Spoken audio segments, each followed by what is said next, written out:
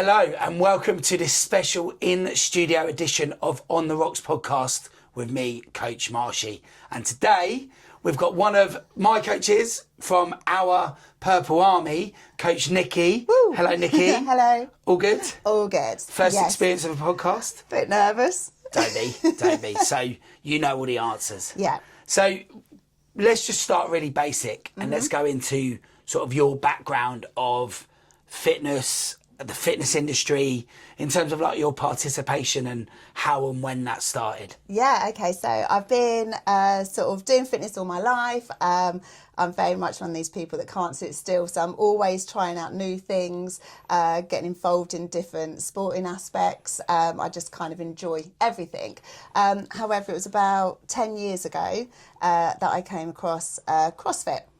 So that is my background, and as the years have kind of gone on, that sport itself has evolved, new things have come out, obviously, and hybrid appeared out of that, and I decided I wanted a little piece of that and see what it's all about. Yeah, let's just sort of unpack that a little bit, because in this world of like hybrid fitness, and there's been many shows recently and episodes on podcasts and you know, people's YouTube channels kind of questioning what is a hybrid athlete. Yeah. Being a CrossFitter and from the past being into CrossFit, I'm a huge CrossFit fan and I love watching the Open. I've followed the Buttery Bros forever and I love it. When it comes to like, if we take away kind of the idea of fitness racing, which, you know, you can clearly see High Rocks never changes, Deca, Deadly doesn't, like more conventional races. But you look at things like CrossFit and now Affex Games and things like that. Is CrossFit not just the original sport of fitness? 100%. Yeah, they're exactly the same thing, I would say. CrossFit is just another name for hybrid. Hybrid is another name for CrossFit, cross training. It's all the same. And effectively, like in my opinion, as a podcaster and a coach and a gym owner, what I've found is in reality, when you start looking at what High Rocks have done and then Deca have done and Deadly doesn't, actually what they've done is they've just taken like some of those very common CrossFit things that we've seen and then defined them and said, every time we race, this is what we do. Yeah. Whereas in CrossFit, there's always that unknown element. Yes. So in the past, as a CrossFit athlete, when you would sort of take part in the Open maybe, or if you were going to a CrossFit competition, those sort of elements of the unknown, how did that make you feel? And was that something that was exciting as an athlete? Oh yeah, it was awesome because you never quite knew what you were going to get. So you have to train for every eventuality, whether that is kettlebell swings, whether that's chest to bars, whether that's barbell lifts. You just didn't know what was kind of coming. So you had to train over every discipline, all aspects, cardio, lifting, rep ranges, endurance, stamina, everything. And there's been like controversy around CrossFit in recent years, and we won't talk about those things specifically, but away from that, what do you think CrossFit did for the world of like health? And did it help people have somewhere to go and to get moving off the couch? Yeah, I think CrossFit really opened up a community base for people. You know, you're going in, you're getting the functional movements of moving your body and improving your health and your fitness, but you've also got the heavy elements of it as well, which you'd get in a free weights gym where you go in and you know you can do your own thing. But this actually brought everybody together, all different walks of life, all different shapes and sizes, abilities, and it really brought all these different people together to train for the same kind of outcome. So yeah, I think they initially brought in that sense of community. And obviously from there we've seen like the emergence of High Rocks and the official line, obviously, as anyone sort of listening or watching would know, is the sport of fitness racing. And for me, I find High Rocks, and then since then Deca and Deadly doesn't, they are like more defined as a race because there's a start and an end. In terms of like you have to go from there to there. Yes. It's not like you're doing a time cap or an EMOM or an AMRAP. It's nothing like that. No. It's you start and then you go across the finish line. Yeah. Which therefore brings us into this kind of world of like fitness racing. And let's talk about you as a coach first. So you came on board with us in September 2025, and you decided to career change. Now, clearly you got a big background in fitness and CrossFit, and you joined us as a member, and then you decided that you wanted that career change. Obviously, you've been a member here, so you know what we were about, you knew what it was about.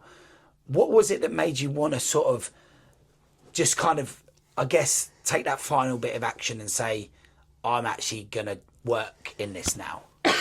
For me, it was, sorry, excuse me. It was the fact that it was so accessible for everybody, which I just thought was incredible. This isn't taken away from CrossFit at all. That is, you know, where my passion started, and I still absolutely love CrossFit. But there are elements with that you can only get to a certain point. You know, if you're competing and stuff and you can't, for instance, do a handstand push-up, you're stuck. That's it. You can't progress any further. Whereas with these fitness races, all the movements are accessible for everybody, and all you can do is just sort of keep developing on that and bettering yourself. There's nothing that's unreachable with it. And I think also sort of touching upon the fact that there is no time cap. So it doesn't matter. You work at your own pace. Do you know what I mean? If it takes you 3 hours, it's 3 hours. If it takes you an hour, it's an hour. And it just means that every single person can join in and get that sense of achievement and get involved in these huge, great big events that are happening everywhere. Yeah, I think if you look at kind of what Yancey from Decker's said, he's talked about this idea of like someone like Meg or Lauren, you know, standing on a start line, top of the game, elite. Yeah. And actually, Neil and Nikki could stand next to them on the same start line, and we are all going to do the same race. Yeah. No matter what. Yeah. With, if I'm doing my open and you three were doing your pro, Yes. the exact same weights. Yeah. Now, they're going to kick our ass. But essentially, the idea is that we all can do the whole thing. Yeah. And, you know, it's not a criticism of CrossFit, it's just an observation that, you know, like every year in the open, everyone does 0.1. Yeah.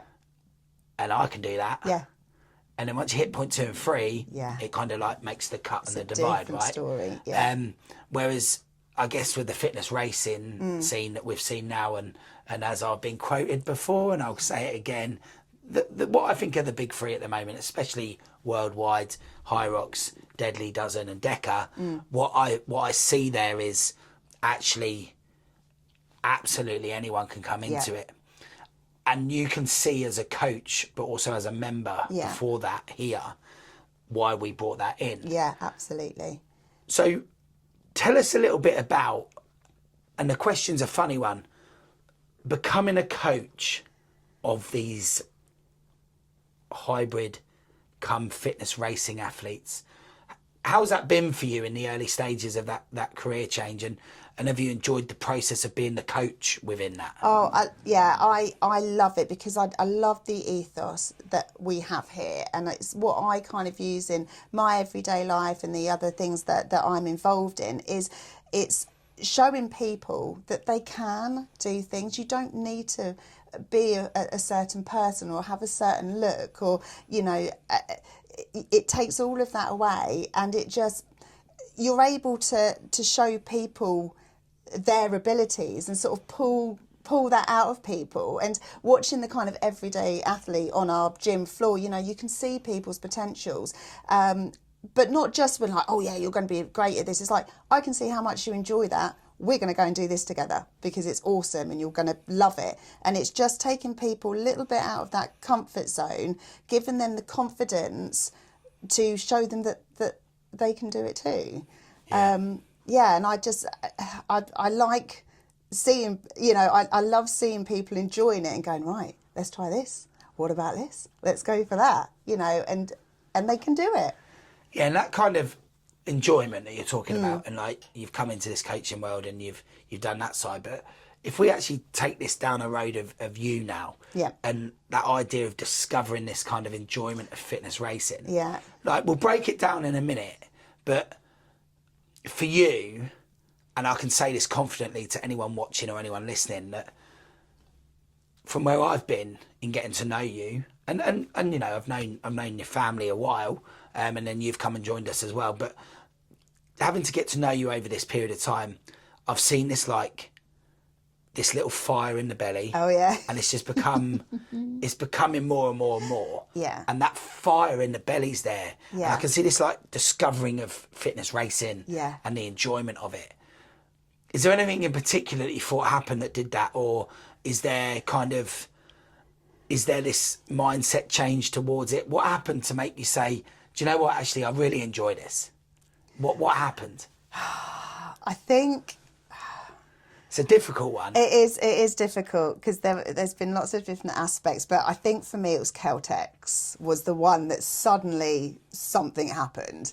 So obviously I've participated in lots of races, but I've generally done it more to assist other members, help our Purple Army, be there with them, support, you know, all of that, and do it as well because I enjoy it. And I've always just been back, let's just get round, let's have a laugh, let's have some fun with it.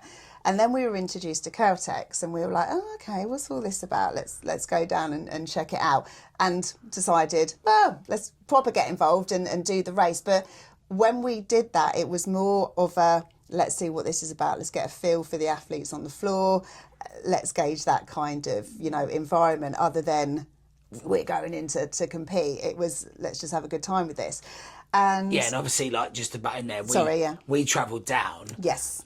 As an education for the benefit of our facility. Yes. And with the view of which we are now a Caltex affiliate. Yes. Because we like their ethos about the community and everything else. Yeah, they're very, very similar to us, and it is all about family, community, getting everybody involved, everybody cheering each other on and just enjoying it. Not saying not taking it too seriously, but just going out there and enjoying it, basically. So yeah, travelled down on the train. And obviously, for anyone that's like new here or doesn't know what Caltex actually is, if you go to one of our former episodes with one of the founders, we can see everything you need to know about Caltex. Also on the YouTube channel, there are some other videos there where we interview Nikki and Sammy, one of our other coaches, and then some of the other athletes on site at that first Caltex event. So if you're not sure, do go and look at it. But Caltex essentially is, there are similarities to High Rocks, and I would describe it as the most like High Rocks out of the other fitness races, but it is absolutely unique to itself, and that I think James and Dylan and everyone need a lot of credit for that, because although on paper you go run 800 station, run 800 station, 7 stations, actually the way they constructed it as a workout and the way that it works, and the additional or the different stations that we don't see in any of the other fitness races really made a difference for me. And we talked about it on that interview that you're on the YouTube channel as well. But those 7 stations, when you and Sammy got there, you know, you'd looked at it on paper. Yeah. And like you said, you weren't necessarily, you were there to learn. Yeah. We were all there to learn. And then the race started. Yeah. And obviously, you're out, you go, and you do your laps. And unfortunately, you guys actually did an extra lap. Yeah, we did an extra lap. Yeah, it was totally our fault. It was just a bit confusing initially, but yeah, we did an extra lap. And then you come into that bike. And then, obviously, the C2 bike, we've actually not seen it really. No, we've seen it in Affix, but we're not really seeing it in like one of the races where it starts as a race and finishes like as you go from start to end without any gaps. Is the first time we really saw it in terms of a high-end premium fitness race, which is certainly what Caltex did. When you're on that bike, new stimulus, you've done a run, you're biking, you're running again. Kind of, how was it starting off for you, and did you go, okay, this is different, or how did you feel? It felt great. That was what was so surprising about it, actually. We came off that first run after our initial, whoops. So we got on that bike. So we were first on our run the whole way round. But when we got in, everyone else was on the bike. So we were like, hold on a minute, what's happened here? They're like, you've done an extra lap. We're like, oh my God. And I think that kick-started something. So we absolutely went for it on that bike, flew off it. We were last off that bike, but then I don't know what happened to us both. And we just went for it and then ended up basically coming in first on all the stations afterwards. But no, it felt really good. I think the movements that were in there all kind of complemented each other, so that then when you were out on that run, you were then kind of fresh again to come in, right, next one, let's go again, out for that run, feeling fresh. It was just so well thought out. And if everyone kind of watches that other episode and listens to it, you'll hear the way James speaks about it all, and how it's targeting triathletes, and like there's some CrossFit element in there, and there's some hybrid fitness racing elements in there. Yeah. But if we specifically talk about like C2 bike done that, and then let's talk about the other two, but the next one being the American kettlebell swing. Yeah. Obviously a very common CrossFit move. Yes. So for you personally, you look very comfortable in there, whereas all the others in there, from an outside perspective, I looked at and went, yeah, you can pick the CrossFitters out here quite easily. Yeah. But yeah, go on. As an ex-CrossFitter, you have a different technique for sure that works to your advantage with the American swings. But it is a lot more about the balance and coordination as well. It's not just about, that getting that heavy kettlebell up. It is a lot to do with your core and balance and stuff. And I do think, some people had struggled with that. So again, it's a fantastic thing to bring into hybrid racing, fitness racing, to adapt and improve on. So yeah.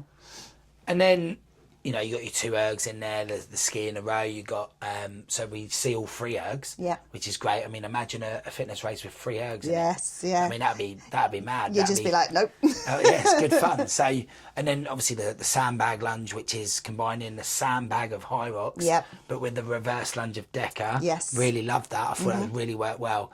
And then it was on to what they referred to as burpee board jump returns. Yes. Before the wall balls.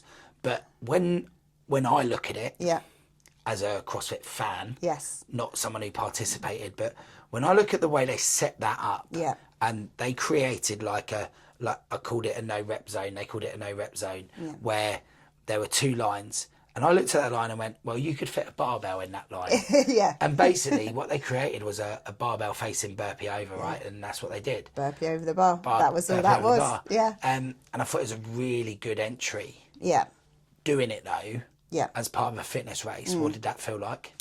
I think for myself, again, it was something that I'm very, very familiar with, and that's always been drummed into me. So I was actually very, very comfortable doing that. And I'm sure Sammy won't mind me saying she did struggle with that element, just because there is a lot of up, down, turn around. You can get very, very dizzy doing that. So there is a lot of strategies and kind of techniques that you need to do going into that. And again, because it is something brand new, it's not something that we necessarily see within the gyms. That was probably one of the harder elements for those that haven't actually done that before. It's very different to a burpee board jump. So you probably sit there and think, oh yeah, I can burpee board jump, that's fine. But when you're having to turn and stay so low all the time, it's a different kettle of fish. And obviously 100 was their magic number for reps. So you're off that and you're onto the wall balls, and you did your wall balls, and you and Sammy very efficient at wall balls, and you ran across the line, and no one knows what a good time is because it's the first ever one, right? Yeah. So we're not sure. The elites were racing later on. Yes. So again, we didn't really know what they were capable of. Yeah. So there was no benchmark. No. But there'd been a lot of testing. Yeah. You finish. The women's pairs, if you like, continued to go out wave after wave, and then we're starting to realise that there's not that much time left. Yeah. And you're sitting in first in your category.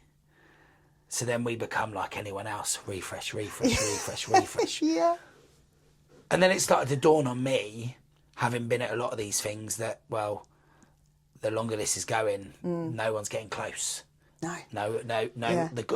The two ladies that were second to you in your specific wave ended up actually being second in the actual whole event for your category, right? Yeah. So we were pressing refresh.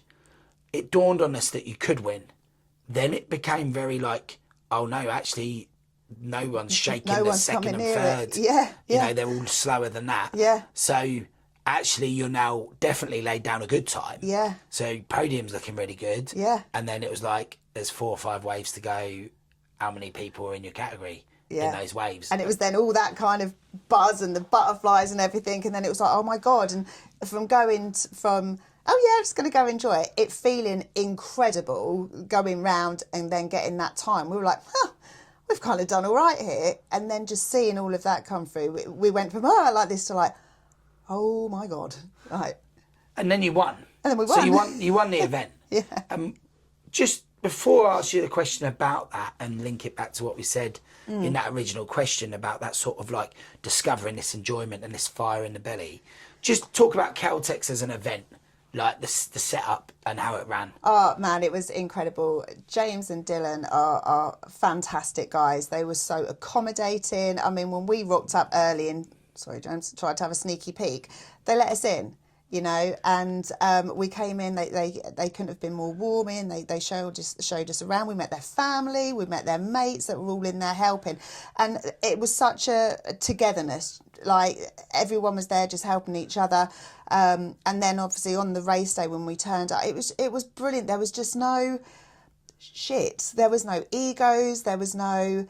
Everyone was cheering everybody else on. Everyone was talking to each other. You know, never seen these people before. This is the first ever event as well. And just everybody there, they had banners, posters, you know, they're cheering, you know, they were cheering Sammy and I as we went round. You know, there's little kids high-fiving you and stuff. And it was just brilliant. It was, yeah, that sense of community, which is what we're all about, was just, yeah, top-notch.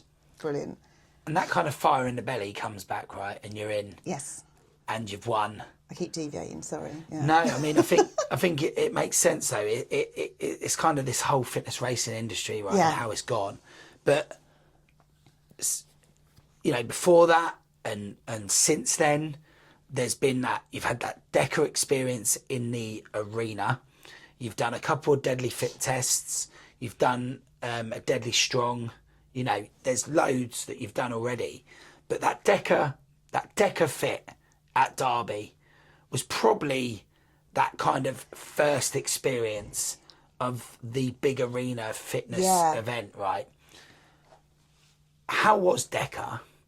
And again, from where we stood, you didn't specifically train, but the result was okay. Yeah. So tell us a bit about DECA, the experience of DECA, but actually your own kind of competition that day. So, yeah, the experience of DECA, it was my first big arena. And, again, you can't help but get swept up in it. And just, you know, again, going in there, everyone's really encouraging and friendly. Everyone's chatting. There's a big buzz, you know, everyone's just so lovely. It's lovely in the way it's organised and how it run. It's very slick. You all know where you need to be at what time, and you know all the areas are there and everything. And watching it as well, like because it was in the what is that? What they do the bikes, don't they? The velodrome. That's it. Yeah. So you're looking down.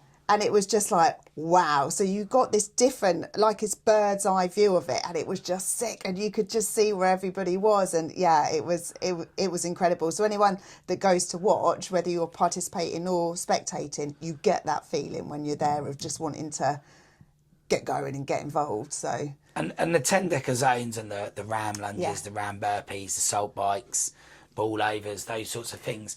Obviously that competition went fairly well for you and Nick without necessarily focusing in on There's it. a pattern here, isn't there? Yeah, there is. Yeah. So I was originally meant to do it with my sister. We were going to go and do it together. Again, it's another, you know, as a coach, I want to be there for our members as well and show them that we get involved and we do these things. And then my sister unfortunately couldn't do it. So Nick stepped up. We hadn't actually trained together before. And in fact, it wasn't till the day we got there that we went, should we have tactics? What are we going to do here? You know, so we literally quickly had a plan in our head, went out, and it was, again, as we were sort of going around, we both felt really good. We were both complimenting each other, and we were like, we're doing all right here.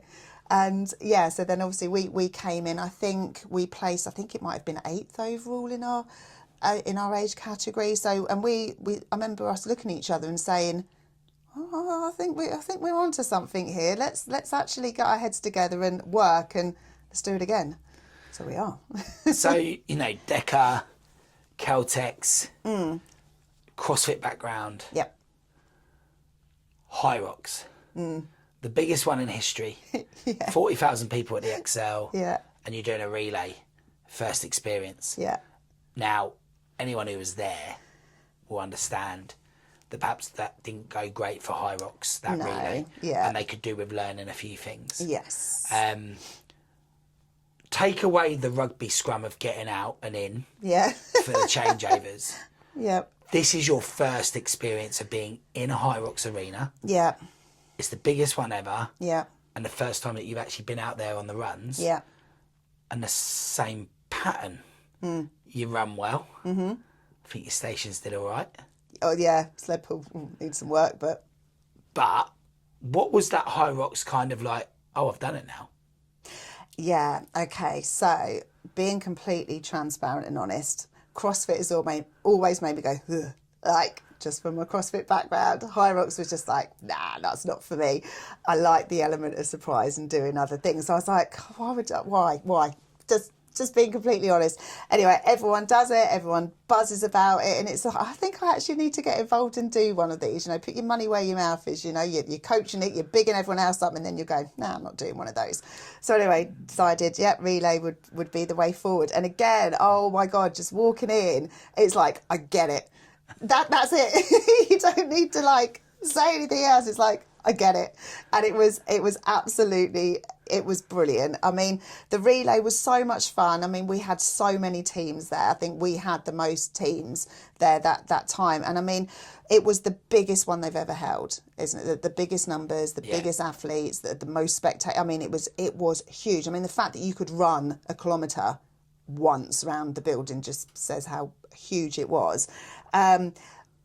So that aspect was amazing, but I think because there were so many, that relay just kind of went a little bit wrong. Yeah, they kind of got it wrong. I think they thought they had all this space, and then in reality probably put too many teams in. Yeah, I think, yeah. If you strip it right back. Yeah, absolutely. I just think that the way we were sort of held was like a mosh pit. And I mean, I think how many teams were going off at a time? Maybe 10, maybe more.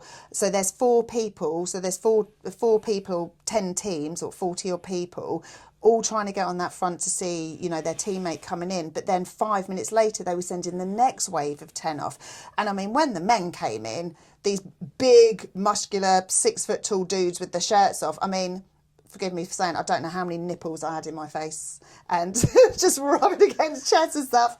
At times you're like, woo, but other times you're like, okay, now this is too much now. And, unfortunately people were getting knocked over and kind of trampled on, and that was, but I think if they can change that, and just have a little, obviously, rethink and about that, it would be brilliant. That was such a good buzz. And I think everybody, although there was this big scrum, everybody started working together.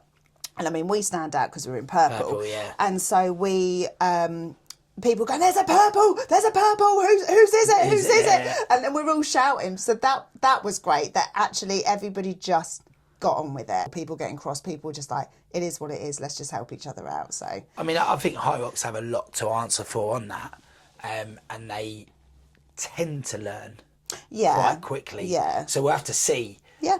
Because I think where the other relays take place in the venues, the venue only lends itself to be able to do something with a relay, so then that's what they do, whereas they had all that space. So I wonder if it'll be very different next time round. Absolutely.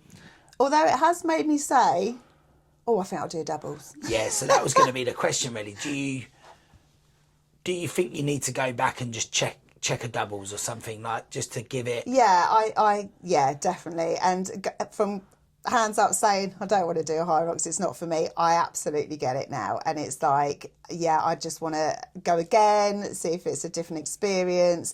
And I know where I could have gone better. That sled pull totally fell on my arse as well after everyone had said to me, mind the ropes, I'll be fine. Straight up my arse, legs akimbo. But I now have that fire to go, right, coming back for you. So to put it really briefly, what would you say, and why do CrossFitters need to keep listening to this section what would you say to them to make them lose that stereotype barrier that they've put up when it comes to hybrid fitness racing? Okay, good question.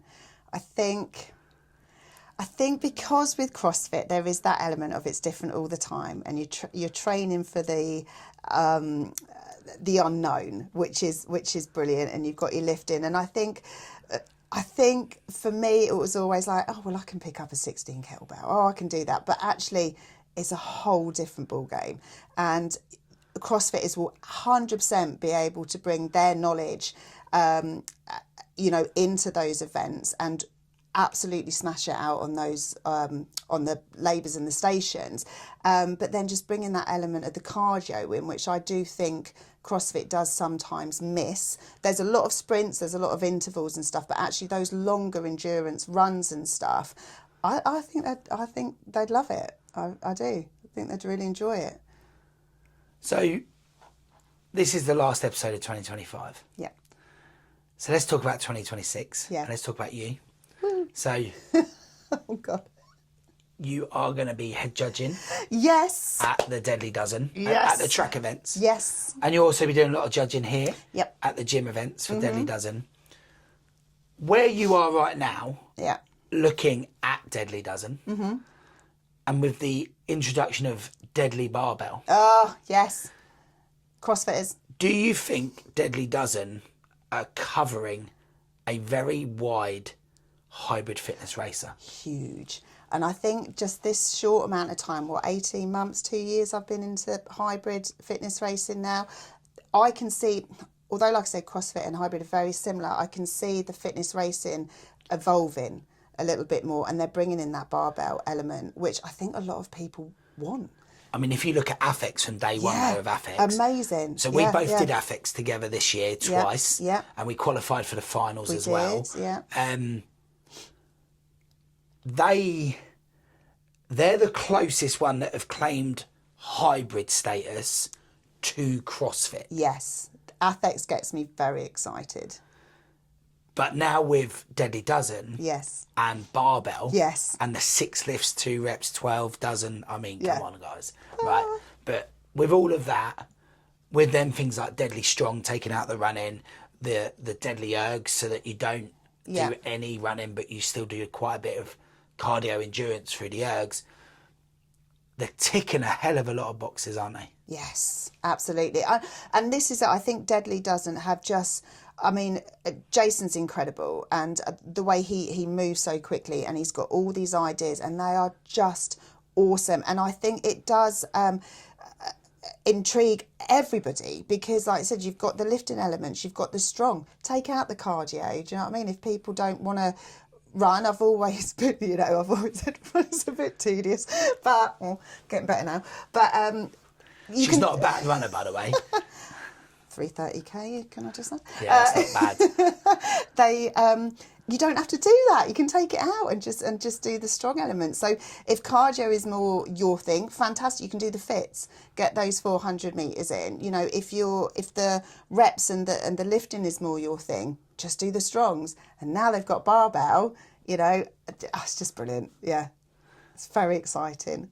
And with Affix, yeah, Deadly Dozen, Deadly Barbell, Deadly Dozen race, track race, Caltex, Hyrox, Deca. Yes, there's so much. To finish us up, okay, for 2026, but for the foreseeable few years, what is it that you hope for fitness racing? For you, for me, and for oh gosh, and for the industry. Okay, I think it's what I really like is that it's changing all the time. There are new races coming out within, you know, say Deadly Dozen, for instance. He's constantly making it new and fresh and amazing. And I think we're only going to see more of that in 2026. I think it's going to keep developing, it's keep going to bring in these new aspects, and as people are improving, they are going to start bringing in these extra little elements, just so that we can all push ourselves just that little bit further. So I think it's only just going to go up and up and up. We're going to see more and more people getting involved, people that never thought they could get involved in it. And what I'm loving as well is the fact that so many more kids are getting involved, which is incredible. I wish something like this had been around when I was younger. You know, I'm finding it now, late 30s, you know, early 40s, and don't tell anyone. But I wish I'd found it sooner. I really do. So the fact that the kids can get involved in it, and that's being more recognised, whereas back in the day, oh no, you shouldn't be doing this, you've got to be careful, you know, and you know, your bones, etc., etc. But if it's done professionally, carefully, safely, I mean, these kids, I mean, we had some at our event now, you know, that we just had at the weekend. I mean, that lad's going to go places. Absolutely. And if you were going to tell us, what is it that you want from 2026 in fitness racing? Okay. Be brave. Okay, I want to start chasing some podiums. Yeah, that Caltex did it. What Katie and I just achieved this weekend did it. Yeah, and I've always been the one to encourage everybody else, and I just go along with it, and never really had that. It's you that's done it. Going, oh, look at this, and I'm like, nah, I can't take the compliments and stuff like that. It's like, no, I'm all right. I'm just doing a thing. But now I'm seeing it, and I'm thinking, actually, I'm working bloody hard. I'm training my arse off, and I'm starting to see results for myself. So as well as coaching everybody else, behind the scenes, I'm doing an awful lot on my own, and it's like, actually, I think I could go somewhere. And you've discovered that enjoyment of fitness racing, and that fire is in that belly. Yeah. So just really quickly, right, sorry. Anyone who's listening, watching, and they want to follow this journey, where can they find you? Oh, Neil Marsh Health and Fitness, Purple Army. And if they want to look on Instagram? Yeah, so I am Coach Nikki NMHF. That's a mouthful. But yeah, I got it. Home of the Purple Army. Home of the Purple Army, absolutely. Thanks for coming on. Yay, thank you. And I'm sure we'll get you on again to sort of review this a year or two's time. Yeah. See how it's all going and catch up with everyone. But thanks for coming on. Oh. And we'll see you again soon. Yeah, thank you.